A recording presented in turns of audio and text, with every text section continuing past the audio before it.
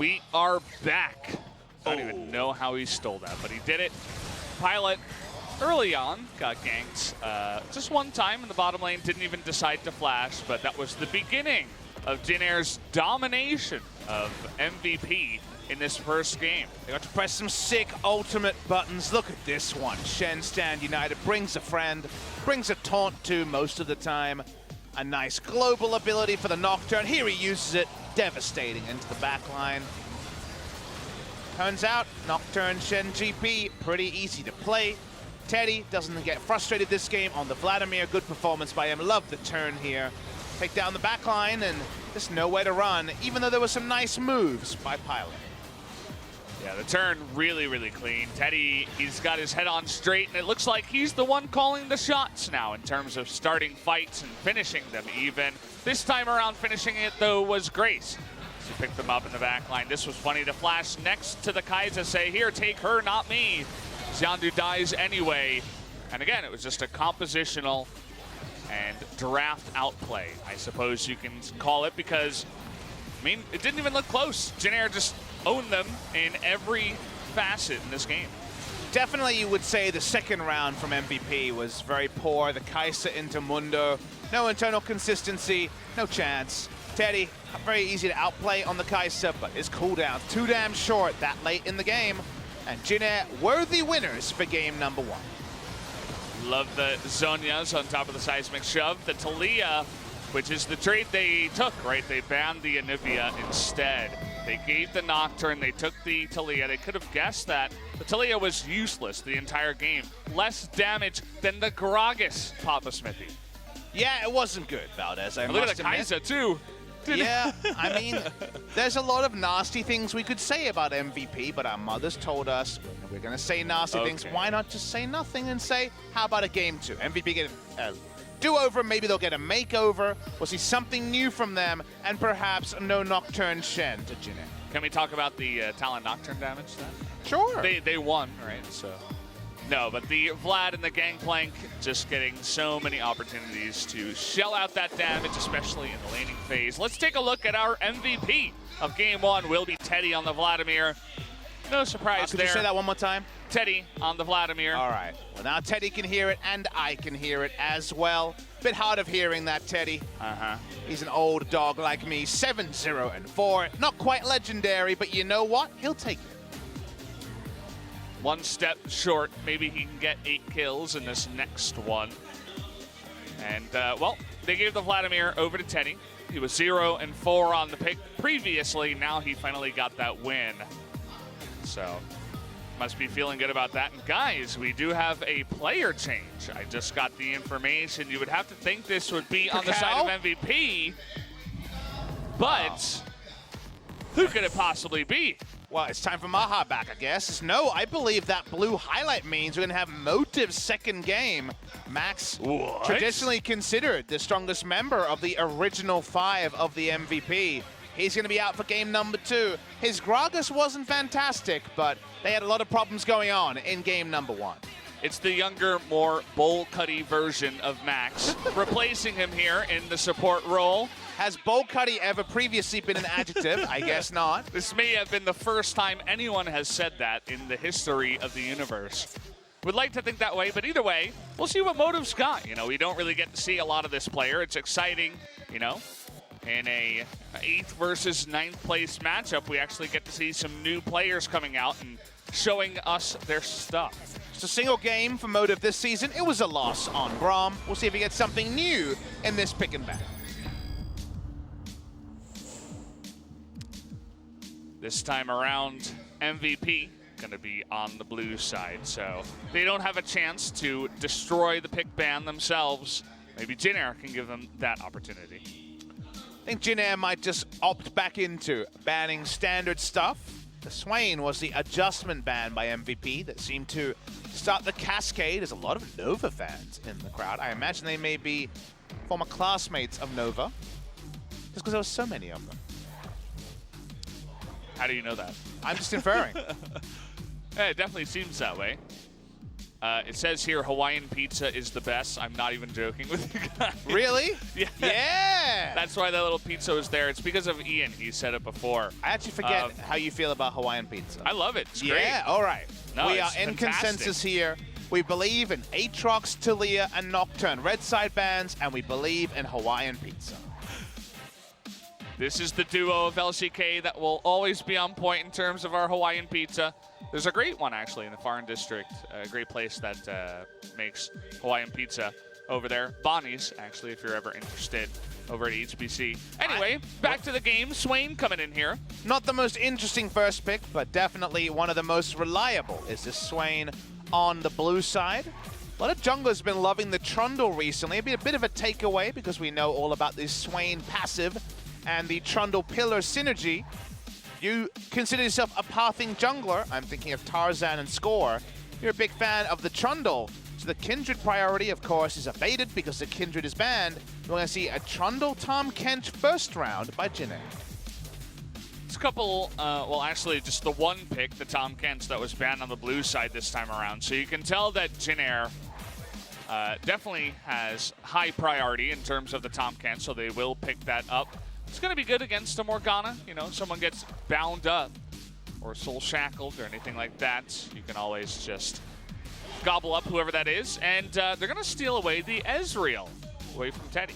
Does remove some of the flex pick nature of that Swain. We see ADD playing it in solo queue, and Ian is 2-1 on the pick. Sorry, 2-4 on the pick this season. His most played. So while it hasn't necessarily led to the most victories, he's been pretty reliable on it. And here we go. We were talking to the Korean casters about this before the game started. We know that Teddy has played the Jhin already into the Ezreal matchup. I think if you're against a marksman, there's many good matchups for the Jhin. Jhin has always been a good matchup into the Ezreal because Ezreal can't disengage Jin's damage like he can with almost any other champion, let alone marksman. He might use the Arcane Shift, but it turns out he's got 4 follow-up shots to Jhin to take him down. Definitely going to be an interesting one. We saw a highlight reel of Pilot playing the Ezreal, so it's not only just taking the Ezreal away from Ezreal Tahm Kench, it's also Pilot is a bit of a beast on that pick. That's a nice little picture of Yondu, I suppose, without his hair. Makes sense. Still pretty closely cropped these days. That was hard to say. But not quite the bold nature of when they were in the promotion tournament in spring. Whoa. It's a gladplane.jpg. Hooray! We could be seeing it again very soon. A little bit early, but I enjoy your enthusiasm. Gladplane has been co-opted by the London Spitfire as well, so Gladplane all over the place. I know some people had some words for it. Taking our memes. Everyone can have some fun. Undersight can have But the they're Gladplane our suit. memes. Oh, well. I know, it's fine. Share the fun with the world. That's what it's all about. Spread the love. This time around, they are going to ban Zoe, so they're doing their part in terms of spreading the love. Now, solo lanes have not been opted into yet for Jin Air. The Rise was one that Grace really didn't pilot to too much success. We saw him a few days ago. He's going to be playing it again, I believe, because it was the Swain matchup last time. The anti-synergy we felt of no Realm Warp usage and a Vladimir just diving in with Predator and not being followed up on was a problem for Jin Air versus BBQ.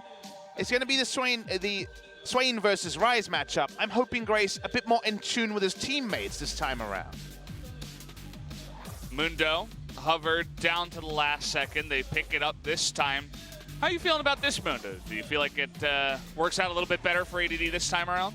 It's, I think, definitely a bit more encouraged than game number 1. And game number 1, I don't think it really accomplished anything this time. It can definitely distract the Rise for a while. It can tank most of Jin's damage. Jin does very little against Mundo, and if Mundo ever gets in melee range, Jin just has to run away because just dies incidentally. Seeing MVP's jungle choice, an old favorite of Yondu's, he's going to be going for the Skarner.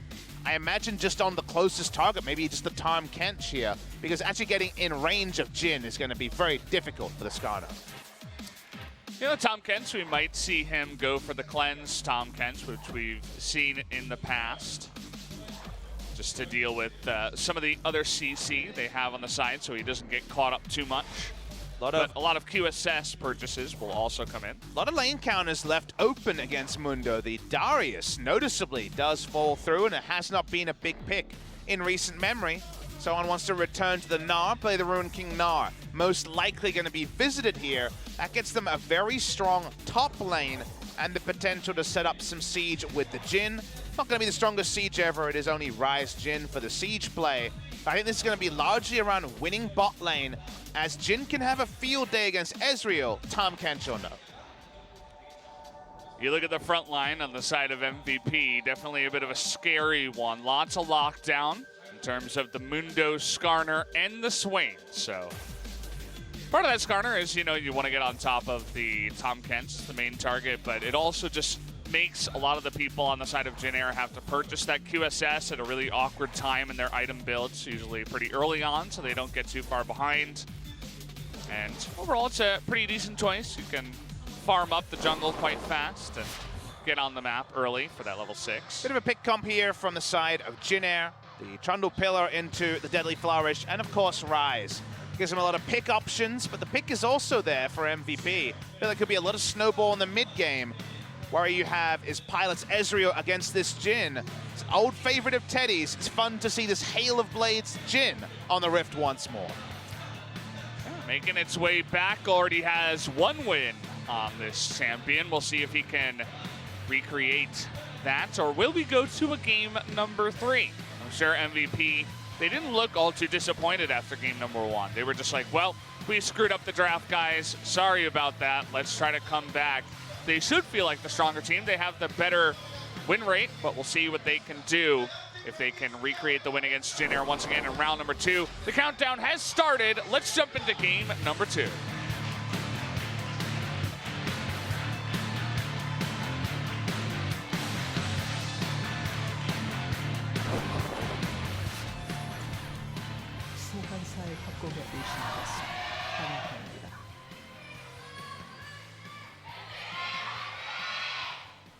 That was a high octave there for the MVP fans. Seems like they have a bit of a younger fan base compared to some of the other teams. I mean, overall, the fan bases are usually young, but MVP, a bit younger. What was your intense fandom when you were young? Like, did you have a sports team or an idol, some sort of fandom? Obviously, Korean culture, when it comes to idol culture, a bit different to Western culture, but I'm sure you had something you were a super fan of. You know, not really, actually. I didn't get into, listening to much music until I was a little bit older. It depends on, like, what was your age life you just think. silent previously? Well, I mean, I was the 3rd son of 4 kids, so if something didn't get handed down to me, I just didn't have it. So I didn't have like an MP3 player very early on. I didn't have my own computer, right? Sharing the family computer. Did you inherit any family sports teams that everyone was a fan of? Yeah, I mean, the Yankees, right? Live in New York. My great aunts always liked the Mets, the other team. I'm not even sure if you know what I'm talking about. No, I do know, actually. Okay. I know a little bit about baseball. Okay. The Yankees and the Mets, the 2 New York baseball teams. Okay, there you go. You know a lot more already than I do about soccer, so you're beating me in that facet. But yeah, my dad was a big Yankees fan, so. I was a Manchester United fan, which instantly polarizes me with most of the chat. Are they like the Yankees, where they're like the top dogs with all the money, and people just think you're a front runner, right? Yep. Yeah. Look at us, both posers. There you go. We're both fans of only SKT, but now we're only fans of Griffin. I've been a Griffin fan for weeks now, Valdez. Hey, I liked them since their 2nd game in LCK. I actually said that, and then you were like, well, I liked them before that when they were I'm in the Challenger. hipster, baby. As right. Yondu really wanted that Rift Scuttle. He doesn't get it, and Umti's still running. This is, well, seems like the pillar has a bit of a long cooldown. Umti is still like, are you really going to fight this in front of me? And I guess the answer is yes. With the smite still available, as Umti didn't quite have his. Umti had so many jungle camps he could be clearing, but decided that he wants to be in melee range of Skarner as long as possible. He just wants to watch, Will he, in fact, take this? He gets it, yeah. Some people just like watching instead of doing, Papa? Bit of a voyeur. Yeah, exactly. A jungle voyeur. MT's that kind of jungler. Oh, now he's trying to get a little piece of the pie. Well, he does have Ryze now in position to rotate, and the bot lane was pushed up, so definitely rewards for effort here come through for Umti. He also had the red buff first. Started red buff, went over to the scuttle into the second scuttle in the bottom side, which is where Yondu wasn't expecting him to be. Yondu got there a little bit slower because he cleared his left side jungle. So ended up losing his own red, which means that he had a harder time skirmishing against the Trundle. Teddy actually changed up his first item here. We saw him on Doran Ring just for the mana sustain. Last time he played, he's actually on Doran's Shield this time. I assume he realized he's going to be opting into a lot of Tormented Soil damage from Motive, but does mean his mana sustain is going to be on the lower ebb for the early part of the game. Yeah, as you say that, he has just about 0 mana. He's also not gone for Hail of Blades this time. It was Hail of Blades was the keystone he took, which was kind of celebrated on the Jhin recently. Hail of Blades, going for celerity and just massive movement speed. Stormrazor first. This could actually just be a visit to a different item build here for Teddy. We'll have to wait and see what his decision is, but surprising to see Fleet Footwork and Doran's Shield start. He did end up selling the Stormrazor. He wasn't able to close the game that well for the side of Jhin in Game 1 against BBQ, but given the power in that build, I'm surprised to see him go a different selection. Level 3 Yondu, missing his red buff, looking for a gank, but a nicely placed ward in the top side river means that he is stopped in his tracks. Looks like he did control ward it there and is looking for an invade actually now. MT might find him in the jungle. Very early sweeper by MT. Says, nope, get out of here. No wards for you. It's basically battle warding at this point as Umti. A lot of shadowing. Feels good about his lanes. We already talked about Gnar beating Mundo, and we were confident in the Jhin versus Ezreal. The moment that Ryze shows pressure in mid lane, Umti's got 3 lanes to jungle around with pressure, and that is why he has played such this extended battle ward. He's going to continue. Yeah. I mean, press the attack Trundle can get really annoying. Yeah. Yondu, oh, I thought he was stuck there against the wall. Turns out he was not. Here's the collapse, and Ian is going to get there first. Nice pathing on the flash by Umti means that he will get out of there, but did have to burn his flash. That's the first time there was a bit of a disconnect with his lanes while he had the priority. They, of course, will have the shorter distance to travel to get to the enemy jungle. And now with his flash down and Skarner's still up, it's much more difficult for Umti to double down on his invades. It's only really been to the tune of 2/3 or 3/4 of a jungle camp, separating him and the Skarner, about 4 CS being 1 camp. So you'd say, at least when it comes to the Skarner's impact, it's certainly been minimal, but it's Skarner farming to 6, so not like he's shut down a Graves or something similar. Yeah. Slow and steady for the Skarner. Always reminded of Ambition whenever I see the Skarner. Definitely one of his favorite champions, but also for Yondu. Yondu, though, this time around, he's played a lot more Sejuani and Trundle. Sejuani, not even banned in the first round. Could have picked that up, but they delayed their jungle pick for the 5th pick, actually, this time around. So didn't get a chance to pick it up this time. It definitely seemed a lot about Denial, the Trundle pick, to deny over Trundle Sej's top lane. Well, that was a fast flash. He knew it was coming. Not having any part of that. Disengages from this. They deny over the Trundle Swain duo that, of course, MVP would probably have been prizing. It is at the cost of win rate, of course. Yondu 0-5 on the Trundle this season, whereas Sejuani has always been more his speed. But Yondu's not going to get that one. He's on the Skarner. Umti himself had some decent Trundle games, 1 and 2. No smite here for Yondu. That's going to be the easy pickup for Umti. And this time around, Grace is going to get the earlier rotation. So another buff stolen away by Umti. Pressure, pressure, pressure from Umti, even without the flash. Bold, but level 5 was Yondu. Teddy continues to push bot side. He's got the BF sword. Could still be the Stormrazor, even though we don't see the Hail of Blades invested in this time. Grace pushes up, and just a win lane, win game start for the side of Jhin. Lots of farm here for MT. He's going to hit level 6 first. Not a lot of camps for him to pick up. We'll see if he, with his second smite, wants to head over towards that Drake. You already see that Yondu is poking his head around that area. Just wanted to get a defensive control ward down. There's very little to talk about in this game. 3 winning lanes, pushing in with the Trundle. Trundle's flash being down, not dissuading Umti, who is one of our most aggressive-minded junglers here in the LCK. And if they can keep this map pressure up and start going for picks with either the Rise Rune Prison or the Deadly Flourish, it'll be all about what Jin Air can turn this into. They're certainly considering just a Drake start here onto the Cloud Drake. Might as well. I mean, you're feeling confident. You hit level 6. You clear out the vision with the Scrying Plant. You don't get the Spire there. So he's just going to try to hide the fact that he's over on the side of the map. Take down the Cloud Drake essentially for free. And Umti having a fantastic start to this game. Jin Air just about 500 gold ahead. And that Cloud Drake will help the Trundle be even faster around the jungle. And this is definitely how Jin Air need to continue the game. Continue to push, continue to take free Drakes. Yondu needs to make a Skarner ult soon to start arresting the tempo that Umti and the side of Jin Air have been able to draft and so far put together. He's revealed on the top side. There's potentially something that the enemy team can interact with, but Umti's going for a back. So for now, at least, it's going to be just defensive pathing from the side of Jin Air. Yeah, I mean, Umti had a lot of gold left over. It was interesting that he delayed the Tiamat, went for the challenging smite first, just to make sure he could win any trades if he had to. Makes sense with how aggressive he was being. Picks up a full Tiamat now, and he's going to be clearing the jungle even faster.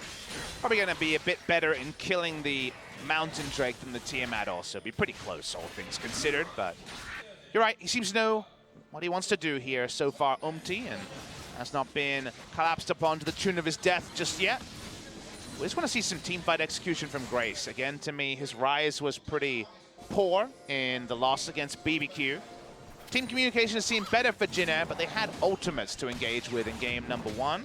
This is probably going to be a bit more about the pathing, a bit more macro-intensive is the draft here from the side of Jin Air. Weird thing to say out loud, but the reality when it was compared to Nocturne Shen. Well, Yondu going for this one. He is diving under that turret, and, well, the binding is going to miss.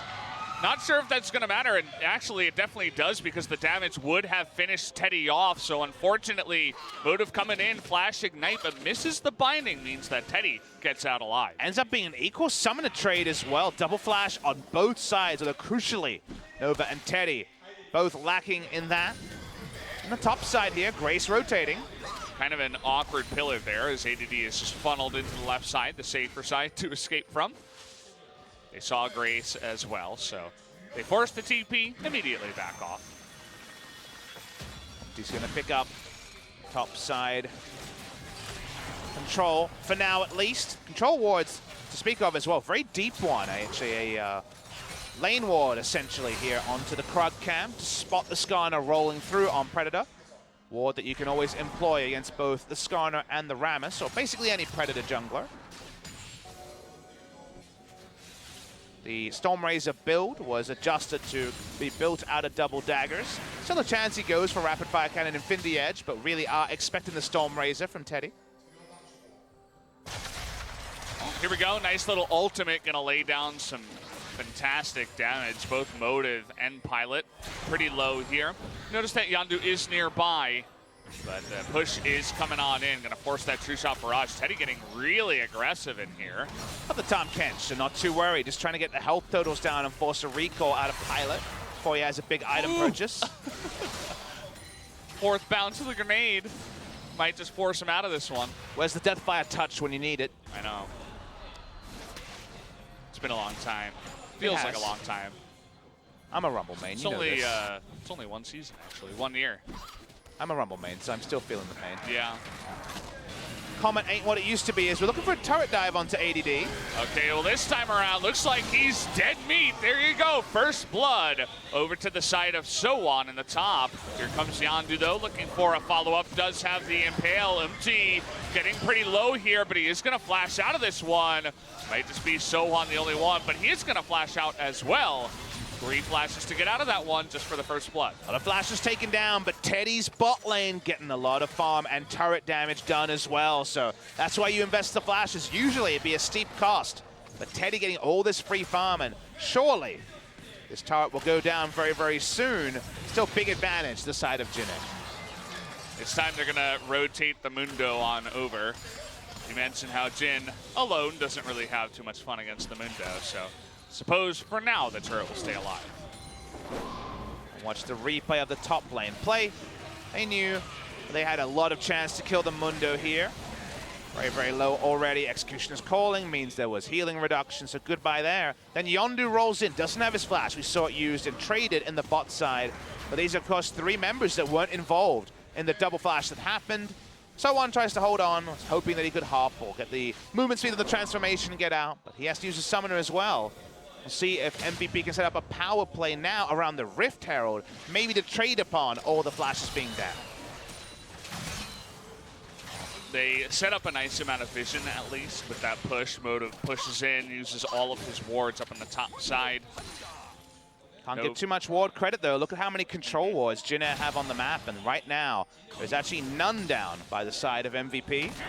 They actually don't have any, just 2 in inventory and a stack here for Motives, so want to find some ways to actually get some map control. Ian gets some shallow control around mid. Yeah, both with his very early sweeper and Nova coming in here clearing out so much. Might be in a bit of trouble here. Is going to ult onto Yondu. Bit of a 3v3 action going on. They're looking for Motive now, but here comes Ian. They decide to try to turn onto that Scuttle Crab. Even going to smite it here is Yondu still looking for someone to impale, but has not found that target just yet. Eminently frustrated, getting close, but no flash means no cigar. So1 still split pushing. He's got Blade of the Ruin King and the Merc Treads. Doesn't need much help to boss around ADD, but he doesn't have the Executioner's calling just yet. Looked like he had the healing reduction earlier. It wasn't actually employed. And that means that for now, at least the Mundo, he's not having a great time, but his chances of being solo killed are a bit lower. Yeah, but So1 able to pick up that first blood turret. Already has the Blade of the Rune King as well as a ton of CS. Is doing well for himself. We'll see what he picks up with that extra gold. First off, going to take an Ocean Drake. Seems like with the pressure they have on the map, they're confident that they can get whatever the 3rd Drake will be. Not worried to take this one out. See what it will be. Looks like another Ocean. Why not? Lots of water today. They got the map control, they're taking the objectives. This is the Jin Air that was absent against BBQ Olivers. They've been quite measured in this series. Again, game 1, the comp babied them. It was very easy to execute. This time, win lane, win game again. When you're in against opposition who is down and struggling near the bottom of the table like you are, I really do encourage this scenario. Jin Air is a team that right now is in 9th spot. They're facing the 8th place team. If you go for a comp that has win lane, win game, there's always the potential that you just snowball so hard in the laning phase that the late game team fighting doesn't really matter. Love the patience and caution here from Grace. He knows, okay, we don't have vision in the top side. It must be a Skarner looking for a gank, right? I don't have QSS. I don't have Flash. If I don't have either of those things, I might just die. The Predator comes in, and unfortunately, it is the Skarner with Flash Predator. Trying to stand tall as Grace, but a 2-shot barrage. But look at this, Jin Air showing up. 2 TPs coming on in. Gonna get the Devour here on a So1 who was pretty low. He's not gonna live in the end, but that will be 2 extra kills going to the side of Jin Air. Pilot now the only one left available is gonna have the support of ADD at least. Who's now pushing forward, looking for some cleavers. Not gonna follow up though. Ends up being a 3-for-2 trade in terms of Jin Air. The double teleport play there was massive. So1 was already in Mega Gnar. They were not expecting the Gnar ultimate back into the turret. I was able to clean up multiple. Teddy has to flash during it. And you know, his accuracy on the ultimate not massive, but he's got Stormrazor. The auto attack's the big thing. Yondu, he's like, finally I'm gonna get my man. He had the ward over the wall. They open up with this one. They get the engagement. They do eventually kill the Rise through all the damage, but watch this Gnar comes in as Mega Gnar. And while Teddy is there, also he can run away from the shackles. They're able to clean up, and while Teddy can't set this up for multiple kills on the curtain call, the curtain was already called on MVP's chances of winning the 5v5. Teddy misses the first 2 shots, decides he'll go for the much easier target of ADD on the Mundo. Jin Air, after winning that fight, looks like they want to pick another objective up. The Rift Herald will be taken essentially for free. Did move 4.5 members up towards that Rift Herald, so they push everybody up and they get another objective. See if they might just instant charge the top side. Haven't seen the turret help, maybe it's not necessary. But now not investing it there, but look how many control wards they're playing around on the top side as well. Laning phase for Jin Air has been a really big problem. Grace recently with counterpick has had some great games, but we are also, of course, papering over a lot of games where he was crushed. The Yasuo game against BBQ, definitely one he'd want to forget. In this sort of a game with 3 winning lanes, they've been all over the place. Looking for Ian here. Ooh, gonna miss that deadly flourish, but it's not gonna matter as the damage comes out. No flash that time around on Ian. Means that there was no escape for the Swain. Stormrazor does so much damage earlier on the Jhin. Grace is on the top side, taking down a turret. Everything falling into place for Jin Air. How about a mid lane turret to make it 3? Well, the composition was good in game 1. This time, I mean, it's a lot more even in terms of the pick ban, and Jin Air once again looking really clean, just rolling over MVP here. Gonna get another fantastic charge and another big objective. I love Teddy just waiting, staying opened up, saying, I dare you to come close to the turret. You'll take a shot to the face. They get 2 turrets in the mid lane in the span of 30 seconds. I'm just so impressed with Jin Air because we haven't seen this Jin Air all year, let alone all season. Game number 1, you can say draft. Too easy to execute. MVP didn't get enough out of the draft. In this game, the drafts are very even in terms of late game, but Jin Air says, okay, we have winning lanes in the early game. We have presence, and Umti was applying that presence very early with his battle warding. They got the lead as the draft kind of dictated, but the vision has been so clean. The decision-making around objective play has also been clean. We mentioned their siege, not anything to really be too impressed around. Teddy opens up, holds onto the ultimate. They get the double charge out of Shelly. They're able to take down 2 turrets, and now the gold lead in just a 3-kill advantage for Jin Air is over 5,000 gold. Yeah. It's ridiculous at this point. So-On picked up his mortal reminder. He says, I know it's Mundo. I'm going to just try to shut him down. Okay, MT. All right. Just deciding he wants to show off a little bit with the stopwatch, I suppose. Bit of a fat finger there. But Jin Air, fantastic spot for them. Not even the slowest Baron in the world, but they're just considering going in here. Gonna try to lock down Yondu, but the Black Shield is there to make sure he does not get stopped. Jade is gonna pick away the red buffs. So many buffs this game, let alone the turret's gone the way of Jin Air. Rolling over MVP. Well, ADD in a bit of trouble here. You look at that crit. ADD taking so much damage. Looking to curve the bullets here is Teddy. Just going to hit that front line and zone everybody out of yet another turret. And Ian knows he can't teleport and make anything happen. He's going to slowly waddle his way to bot side as another objective goes to the side of Jin Air. MVP in full retreat, no control over the map. They can't even get to their Raptors. They're dreaming of Raptors. Look at the control ward line. Yeah. A straight line down around the Raptors means it's just a you shall not pass situation for the side of MVP. Jin Air, they're trying to make it as clean as possible. They want some other Drake to spawn. They're going to go for the next Ocean Drake, because why not? The Clean Air meme, for once, actually well applied to Jin Air for 21 minutes. There you go. Take a deep breath. Enjoy the Clean Air, Valdez. That was nice. It's clean. It's very clean.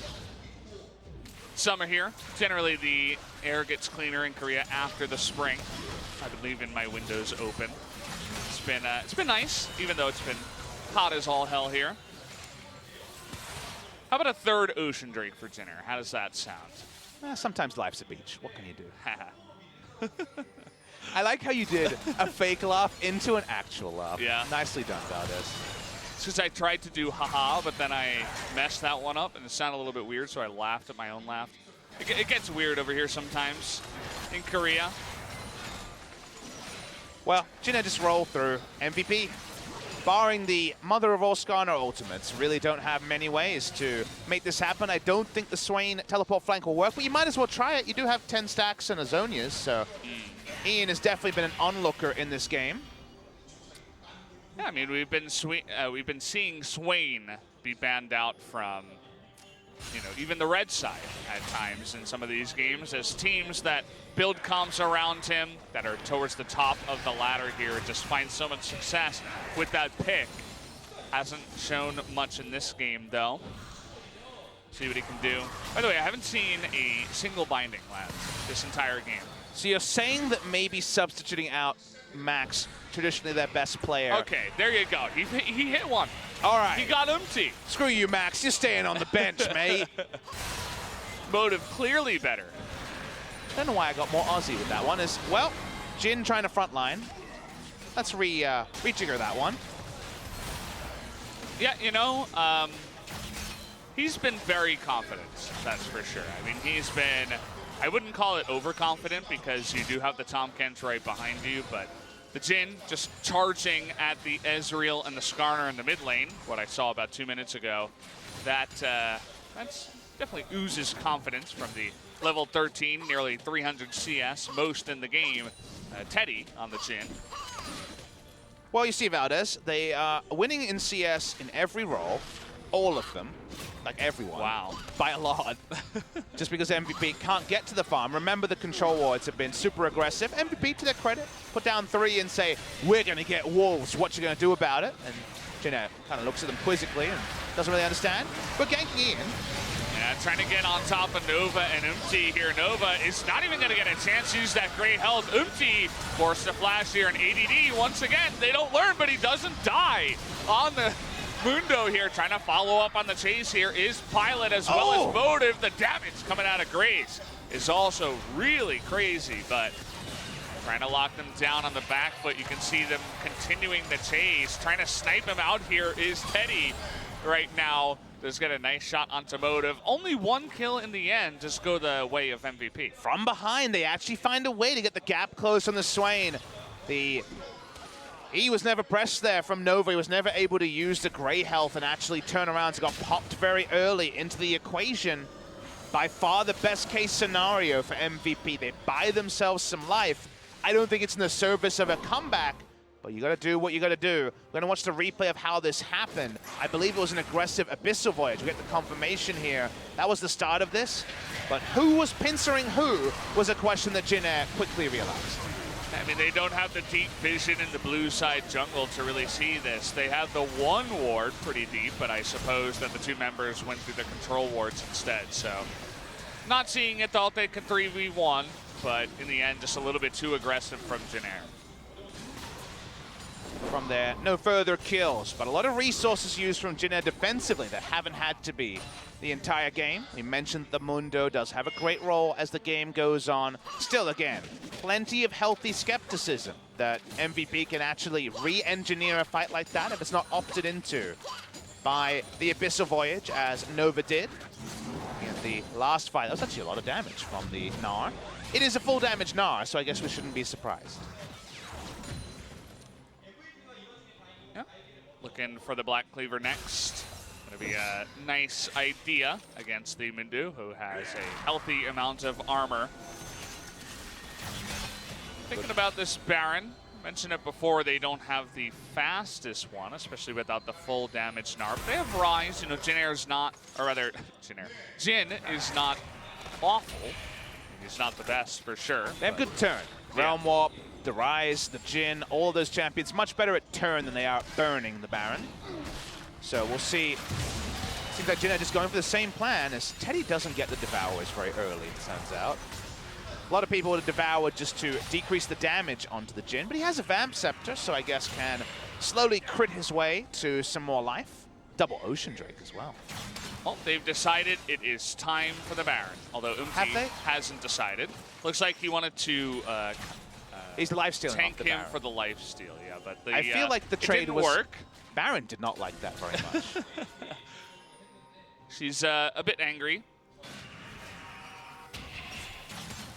Do you know, when it comes to a teleport, they don't really have a teleport ward set up. They could teleport onto the minions that Swain is looking to clean up for right now, but of course now that's Envision not going to happen. Looking for some picks here. They have so much damage completed, as Teddy does aptly show. The force here is minimal if they don't get Gnar into the backline.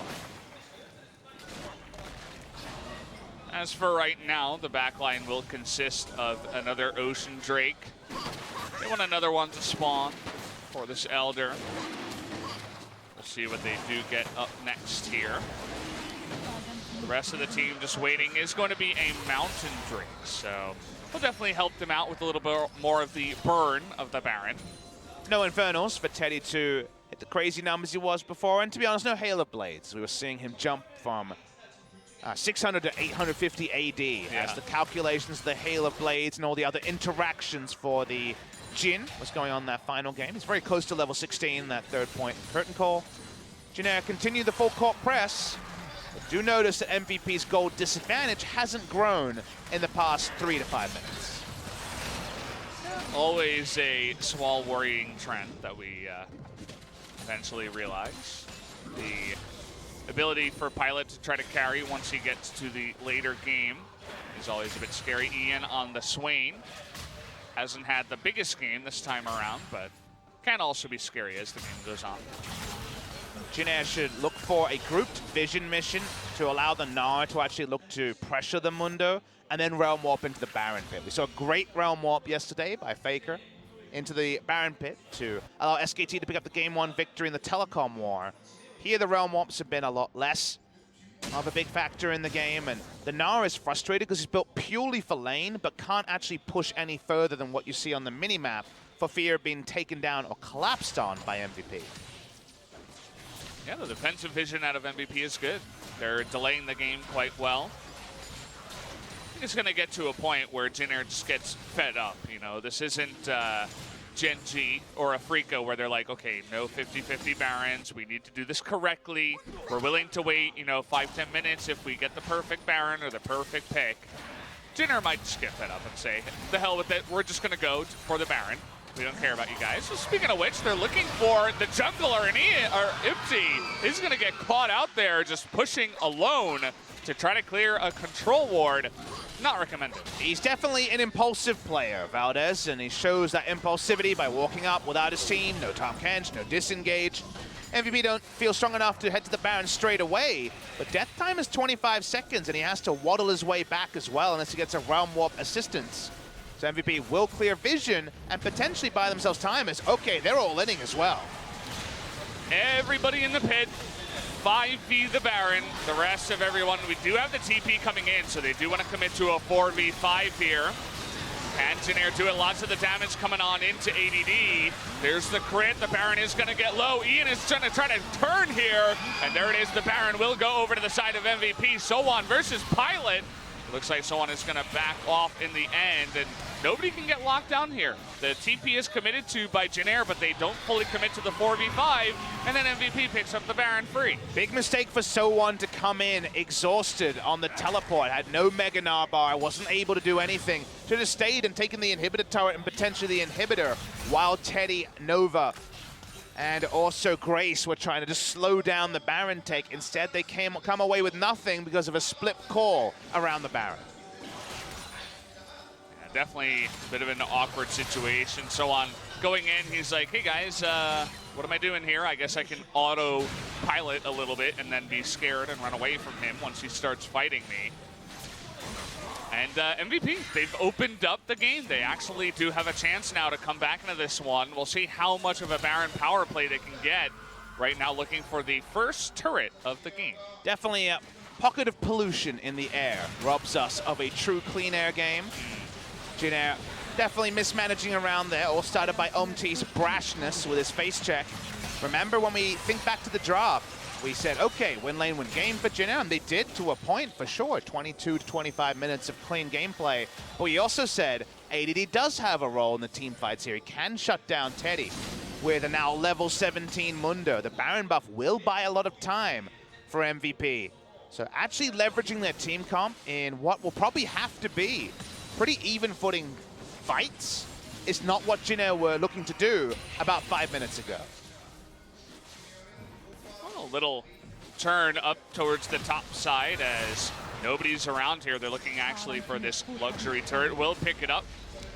Nice bunch of gold. Handed over to Jhin, I suppose, as looked like MVP just wasn't there to catch the wave. Someone should just keep hitting ADDs. Take a while, and he has some minions to clear out, but yep, he's still built purely to kill this guy. Forces that ultimate, and you say that he's bent to kill ADD, but ADD says, no, actually, I'm Mundo. The rest of his team is also coming to back him up here, and Sowan is just incredibly low, has to flash away. even the Abyssal Voyage committed to here just to try to save his life as well. Damn. That's Mundo for you. Mundo's doing some Mundo things. I tell a lie. Apologies, so one. Be more respectful, apparently, is the talk right there. Have we reached that moment, Valdez, where a lot of our pre-match expectations are gone? ADD pushes up.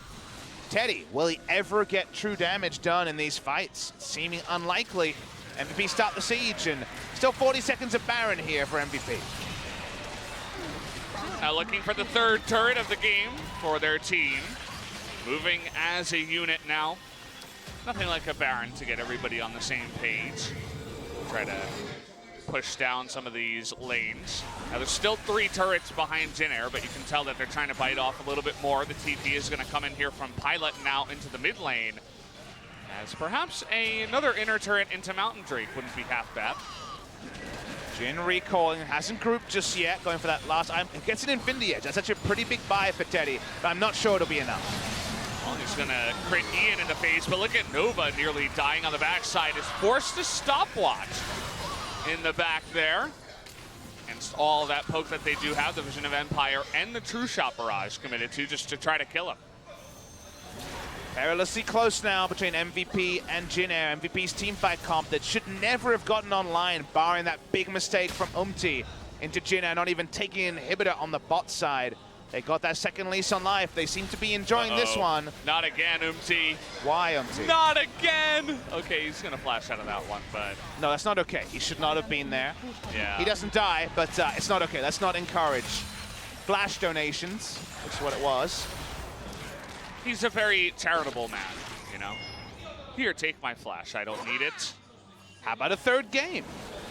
Another thing he may have donated. Yeah. We're definitely heading in that direction as the trend line, you can draw it, is currently up in the direction of MVP. I'm pretty good at reading grass. Okay. I believe this is what we call a worrying trend. Yes. Yes. I think that is the technical term for it. Worrying trend back into the hands of MVP. At least Jin Air got their 5th Drake, so if team fight goes their way, maybe even just a trade Baron for Elder. If they pick up the Elder, it wouldn't be so bad with all the elemental Drakes they have. Will they be able to actually have map control to start that without being heavily flanked by MVP? Because suddenly, being flanked by this Mundo sounds terrifying. The Swain also has reached 4 items and has a pretty big ability to contest the backline. And getting damage out of Teddy requires someone to be chunked out first, short of the Trundle ulting someone and Grace getting a full rotation. The chunking is looking quite difficult. Well, we might get into that situation, that ideal scenario for Jin Air, as they certainly, it was a bit of an eye-opening experience the last time that got caught up, and then the time before that, where he actually died. So now they're playing really, really scared, just waiting back, saying, okay, well, we respect you now. Someone has another Vamp Scepter. I wonder if he should have gone Rage Blade at some point to try to dunk the lane hard. It doesn't build as cleanly as some of the other items, but he's certainly having a suboptimal time in the late game against Mundo. Yeah, I mean, after the last fight down there, too, I think he realized, like, well, unless I one-combo you before you can get your healing up, then you're just going to come back with full health once again, because you have Warmogs and your ultimate. But you went full damage Nard to hold down the Mundo, so if you can't do that, you really do very little outside of a opportunistic ultimate with the Mega Gnar, which right now has been denied from So1, so he needs to find itemization to put some sort of hurt on the Mundo. And as we all know and have seen many times this season, definitely easier said than done. Seen it this game. It's been very, very scary for the Mundo. Looks a lot more effective than in game 1. Looking towards this Baron, though. No Elder Drake just yet. This is about to spawn in 5 seconds. MVP not going to let this one go without a fight. Jin Air spot them coming in and say, well, we're going to have to take this a bit slower. And they also have the luxury of looking at the enemy comp, seeing very low Baron damage and saying, we don't need to face check it instantly. They can take their time a little bit. Nova going back to refresh his control wards. He's still sitting on nothing, Valdez. He still has no items. The poor, poor Tom Kench. Yeah. QSS desperately trying to make a Knight's Vow. He's almost there. But he has to buy the control wards every back, which is what he wants this time, rather than getting anywhere closer to finishing the Knight's Vow. MVP just camping the brush here, 2 control wards down. They know there's going to be no vision from Jin Air. I believe a blue trinket, the last of the blue trinkets, was used by Jin Air. Was the case, but ADD and Ian still waiting. Someone's got to check it, but the entire team moving in. Looks like this time it's going to be the Rise, but he does get devoured. Flash it on in, and there you go. They get the Jin, and this is 100% going to be a fight to MVP. Now they get the double kill on the side of the Swain. Grey Health will save you for just a bit, but MVP, they win a huge fight. Now they're going to be looking for more. I think MVP might have stolen the game. The minion wave's still pretty far away. Someone teleports on it to try to delay the game, but I think MVP know that if they could get a minion wave in, they might be able to just end it. Well, a cute move here from Sohan. You could tell that was on the same path, on the same thought, but MVP say, screw this, we'll just take the Baron, and then we'll push. But that teleport probably stops the GG. I think they could have rolled through with how long the death timers are. They would have been cracking the inhibitor with 20 seconds left on Teddy. Instead, they will pick up a Baron. But Sohan, an inspired teleport, does buy Jin Air at least some semblance of a final fight. Yeah, definitely looked weird, but once you see it in action, it's like, oh, wow, great move, actually. Wonder whose call that was to actually go ahead and do that. Might have just been Sohan, as it was nearly instant, and he is the captain of the team. But now the Baron is here. Second one for MVP, and they are going to bite off a lot more than the first one that they picked up. Yeah, they can brute force pretty easily, because now Mundo just ults a Jin, and you're getting the Devour or you're getting the Jin, whichever one. Jin Air would be happier to try to sacrifice. Trundle recalls, but that's a lot of cannon minions. You can count them, 1, 2, 3. It's hard because they're stacking on each other because there are so many, but there's the damage. You got to be careful. Even 1 Q to the face is going to take out nearly half your life, and with this kind of wave, they might just end the game anyway, Papa. They're going to try. I don't really see how you kill anyone. You need to start with that Trundle ultimate. Speaking of death. Well, ADD takes damage, but then he doesn't die because he's Mundo. Never move isn't going to hit anyone, but the gigantic push, add a 4th cannon to the wave because why not? Looking for the snipes now is the Jin, but he doesn't quite have the damage with just the ultimate. They have to engage here if they don't want the game to end. They're waiting for Sohan to get exhausted. The Mega Gnar is gone. MVP, it's just a naked Nexus. Pushing on in. Gonna be a little bit slow about it though. They decide, hey, we'll wait for the next wave to push in, and then maybe we'll go for it. They disengaged a lot of important ultimates. That Trundle on cooldown. Sohan exhausted. They got Grace. ADD actually taking a lot of damage. Sohan is going to disappear. And where did the Jin go? Down they both go, and that'll be it. MVP is going to bring us into a game number 3. Couple of mistakes from Umti. We've seen this before from some junglers, but now we will have MVP winning game 2, and we will have that final 3rd game. Jin Air was so far ahead in this game. The team fight should never have come. We were crediting the clean air that they were breathing in the first 22 minutes.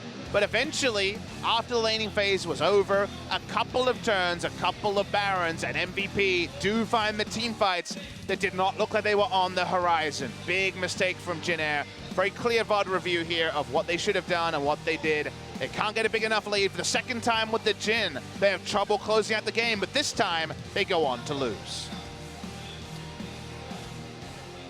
Good stability there from MVP to stay alive and wait for that moment. I mentioned it actually right before Umti went in and got caught a couple of times that Jin Air is going to get a little bit frustrated. They're going to get annoyed and say, hey, come on, let's look for the pick. Let's try to end the game. And that ended up being their biggest downfall. The pick that came out from MVP. I was kind of talking about motive and not landing bindings, but he got a couple of really key ones and nice soul shackles afterwards. And the follow-up from his team is right there. Definitely a Prophet Valdez moment, given how quickly Umti went down afterwards. And now we're set up for a 3rd game after the break. We're going 3 before we get our 2nd series of the night. And we're no closer to knowing who's going to take it. Yep, we don't really know, but guys, we will take a 12-minute break before we do get into game number 3 of MVP versus the Jin Air GreenWings.